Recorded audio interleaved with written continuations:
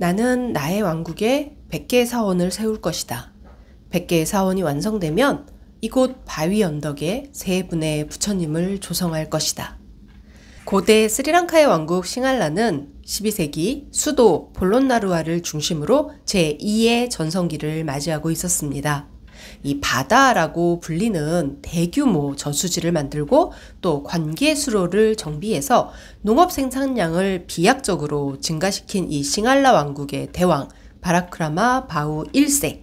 그에게는 정치적 성공 못지않게 웅대한 원력이 있었습니다. 싱할라 왕국은 기원전 4세기 이 왕조가 시작된 이래 거듭되는 전쟁과 내전의 역사를 이어오고 있었습니다. 이는 12세기에 이르러서도 다를 바 없었죠. 파라크라마 바후 또한 왕좌를 둘러싼 내분 그리고 이 친족 간의 권력 다툼 속에서 단 하루도 편히 잠들 수 없었습니다. 그런 그에게 가장 절실한 것은 이 긴장과 혼란 속에서 자신을 지켜줄 부처님의 가피와 이 왕권을 지탱해줄 정당성이었습니다. 그의 견고한 신심은 몸과 마음을 의탁할 안식처인 동시에 자신이 정당한 통치자라는 증명이었습니다. 간절하고 그만큼 굳건했던 이 파라크라마 바후의 원력은 과연 성취됐을까요?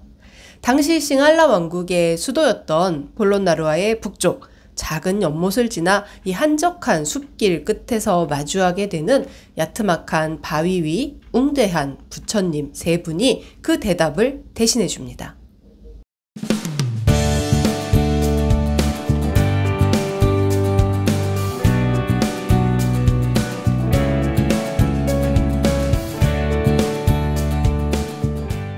파라크라마 바후 대왕이 싱할라 왕국의 수도 폴론나루아에 남긴 불교 예술의 최고봉은 갈비아라입니다. 갈비아라는 바위 사원이라는 뜻입니다. 정식 명칭은 우따라 라마입니다. 북쪽의 사원이라는 뜻입니다. 파라크라마 바후의 원력을 기록하고 있는 역사서 출라왬사에서는 파라크라마 바후가 명령했던 석불의 조성 형태도 찾아볼 수 있습니다. 파라크라마 바후는 바위 동굴에서 정진하고 있는 부처님, 또 선정에 든 부처님, 그리고 고요히 열반에 든 부처님의 모습을 조성했다고 합니다. 바로 이곳 갈비아라에서 만날 수 있는 세 분의 부처님입니다. 바위 동굴에서 정진하고 있는 부처님을 표현한 석굴은 마치 인도 아잔타 석굴의 축소판처럼 보입니다.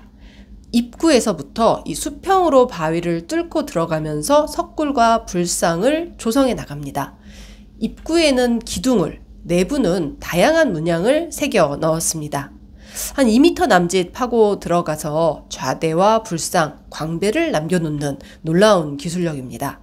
석굴을 개착하고 불상을 별도로 조성해서 석굴 안에 봉안한 것이 아니라는 뜻입니다. 쌓아 올리고 붙이고 짜맞춘 것이 아니라 필요한 부분만 남기고 바위 전체를 깎아낸 것이죠. 석굴을 조성한 장인은 마치 바위를 투시하듯 시만을 갖고 필요 없는 돌들을 도려냈습니다. 그리고 마침내 낳둔 석불은 깊은 산매에 든 듯 편안하고 고요합니다. 좌대와 광배에는 연꽃과 또 사자 문양이 정교하게 조각되어 있습니다. 마치 나무를 짜고 깎아서 만들고 또 흙을 빚어서 조성한 듯 정교하고 빈틈이 없습니다. 석굴 왼편에 위치한 높이 4.6m의 석불 좌상 또한 감탄을 자아냅니다. 당당한 어깨와 굳센 체구에서는 이 전성기를 연 파라크라마 바후의 자신감이 깃들어 있는 듯 보입니다. 그런가 하면 살포시 눈을 감고 선정에 든 이 부처님의 얼굴에서는 간절했던 파라크라마 바후의 신심이 읽혀집니다. 갈비아라의 맨 끝에 조성되어 있는 열반상 또한 못지않습니다. 오른쪽 옆구리를 바닥에 대고 오른쪽 팔을 괴고 누우신 이 부처님은 두 발가락 끝이 살짝 어긋나 있어서 지금 막 열반에 드셨음을 말해줍니다. 반듯하게 내려뻗은 왼팔과 이 법체를 덮고 있는 가사자락의 정연한 주름은 흐트러짐 없는 열반의 세계, 그 숭고한 순간을 전하고 있습니다. 이 세 분의 석굴은 파라크라마 바우가 자신의 원력대로 마침내 100개의 사원을 조성했음을 말해주고 있습니다. 하지만 갈비아라에는 이 파라크라마 바우가 조성했다라고 하는 세 분의 석굴 외에도 입불상이 하나 더 있습니다. 이 수수께끼의 입상은 열반에 드신 부처님 머리맡에 서 있습니다. 두 팔을 모아 가슴을 끌어안고 질끈 눈을 감은 모습입니다. 이 미세하게 일그러져 있는 미간은 슬픔에 잠겨 있는 듯 보입니다. 열반에 든 부처님을 외면하듯 살짝 고개를 돌려서 바위에 몸을 기대고 있습니다. 오른쪽 다리로 몸을 지탱하고 있지만 이미 반쯤 구부러진 왼쪽 다리는 만약 바위에 의지하지 않았다면 지금이라도 땅 위에 쓰러질 듯 보입니다.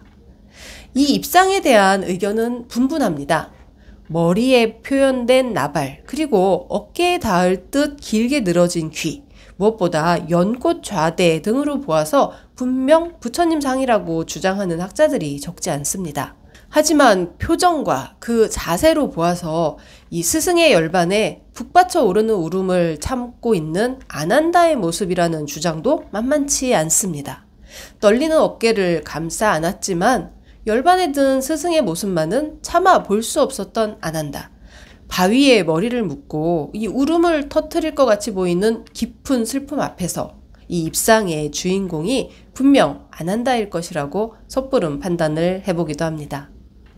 이 입상이 어느 시대, 어떤 이유로 조성되었는지는 분명치 않습니다. 다만 파라크라마 바우 시대 이후에 추가되었을 것이라는 점에 대부분의 의견이 일치합니다.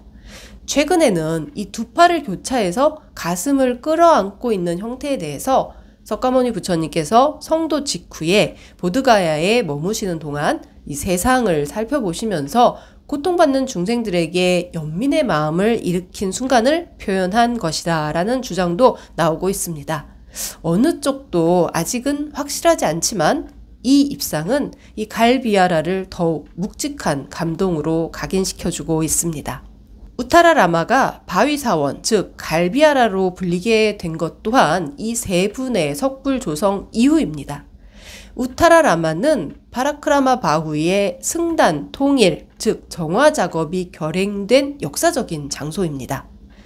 분열과 경쟁, 또 계율의 혼란과 일부 스님들의 부패로 이 혼란에 빠져 있던 스리랑카의 승단을 마하위하라파, 즉 대사파로 통일하면서 상자부 불교의 정통성을 확립한 국왕의 결단이 바로 이곳에서 이루어졌습니다. 우타라라마에서는 이 1000여 명의 스님이 운집한 가운데 3장의 결집이 단행됐습니다. 부주석서인 아누티카도 이곳에서 편찬됐습니다. 또 승단 규약인 키티카와타를 제정해서 스님들의 생활 규범으로 삼았습니다. 이 키티카와타는 지금까지도 이 상자부 불교계의 승단, 청규의 기준이 되고 있습니다. 파라크라마 바우는 자신의 모든 업적을 이 갈비하라의 암벽에 새겨 놓았습니다. 우타라 라마는 갈비하라로 이름이 바뀐 후에도 스님들의 교육을 담당하는 교육기관으로 활용됐습니다. 아마도 이 갓 출가한 스님들에게 카티카와타의 중요성을 강조하고 또 이를 철저히 익히도록 하기 위함이었을 겁니다. 파라크라마 바우는 이 불치사리를 모실 불치사와 대탑건립 등 여타의 불사에도 많은 노력을 기울였습니다. 왕궁이나 접견실 등 이 왕실의 권위를 드러내기 위한 건축물 못지않은 정성이었습니다. 아누라다푸라에 보리수, 스리 마하보디와 불치사, 이스루무니아가 있어서 아누라다푸라가 신성도시라는 이름을 얻을 수 있었다면 이 폴론나루와에는 불치사, 와타다게가 있어서 싱할라 왕국의 명실상부한 중심지가 될 수 있었습니다. 이 와타다게는 위자야바우가 건설했던 불치사 아타다게 맞은편에 세워져 있습니다. 졸라 왕국을 물리치고 이 수도를 폴론나루아로 옮긴 후에 불치사리를 봉안하기 위해서 단 8일 만에 지어졌다라는 전설이 만들어질 정도로 이 서둘렀던 아타다게 건설과는 달리 파라크라마 바우는 공들여서 크고 화려한 불치사를 세웠습니다. 자신이 이 불치를 봉안한 왕국의 정당한 지배자임을 드러내려는 의도였을지도 모르겠습니다. 와타다게는 둥글다는 뜻의 와타와 집을 뜻하는 다게가 합쳐진 이름입니다. 말 그대로 둥근 집이라는 뜻이죠.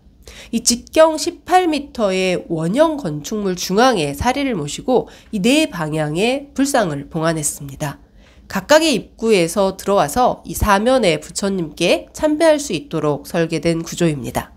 사원의 천장은 나무 지붕으로 덮였었는데요. 전형적인 싱할라 건축 양식입니다.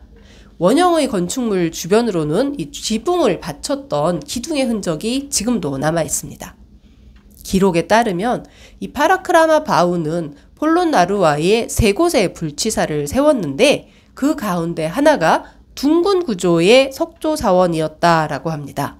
때문에 이곳 와타다게가 파라크라마 바우 1세에 의해서 건축된 불치사로 추정이 됩니다. 하지만 파라크라마 바우의 뒤를 이어서 이 왕위에 오른 니상카말라에 의해서 건립되었다라는 주장도 있습니다. 파라크라마 바우가 세웠고 이 니상카말라가 보수해서 오늘날의 형태를 만들었다라는 절충안도 설득력 있어 보입니다.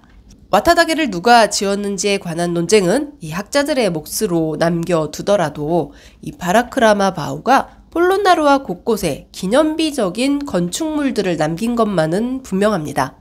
대규모 수행처였던 알라하나 프리베나에는 식당, 병원, 공동 목욕탕을 비롯해서 다비장까지 완비돼 있었습니다. 높이 18m의 사원 랑카탈리카에는 높이 13m에 달하는 불상도 조성이 됐습니다. 스리랑카의 보물이라고 불리는 이 사원은 후대에 이 타밀족의 침입으로 상당 부분 파괴되고 무엇보다 불두가 사라진 상태입니다. 이 어깨까지만 남아있는 불상이지만 얼마나 아름다운 불상이었고 또 웅장한 건축물이었는지를 느끼기에는 부족함이 없습니다. 이 파라크라마 바우의 왕비였던 수바드라가 세운 사원 키리비아라도 이 폴론나루아 시대를 대표하는 유적으로 손꼽힙니다. 강력한 왕권과 또 견고한 신심이 이 모든 것을 가능케 했죠. 하지만 전쟁과 내전이 끊이지 않는 시대였습니다. 전쟁은 엄청난 자원과 물자를 집어삼켰습니다. 전쟁에 동원되는 용병들에게는 이 금화를 지불해야 했습니다. 그 와중에 100개의 사원을 짓는 등 수많은 불사를 강행했죠. 파라크라마 바우가 아무리 풍요로운 시대를 열었다 해도 이 재정 조달에 무거운 짐을 짊어진 국민들의 허리는 조여들기만 했습니다. 과도한 세금에 끊이지 않는 전쟁과 불사, 결국 국가 재정을 악화시켰습니다. 33년간 싱할라 왕국의 절대 권력자로 군림했던 파라크라마 바우가 세상을 떠난 후에 또다시 벌어진 왕권 다툼과 분열, 그리고 니상카말라의 등극을 마지막으로 싱할라 왕국이 쇠락의 길에 접어든 것은 파라크라마 바우가 남긴 결과였습니다. 빛이 있으면 그림자도 드리우는 법이죠. 대왕 파라크라마 바후라는 이름의 명함이 이곳 폴론나루아 곳곳에 고여 있습니다.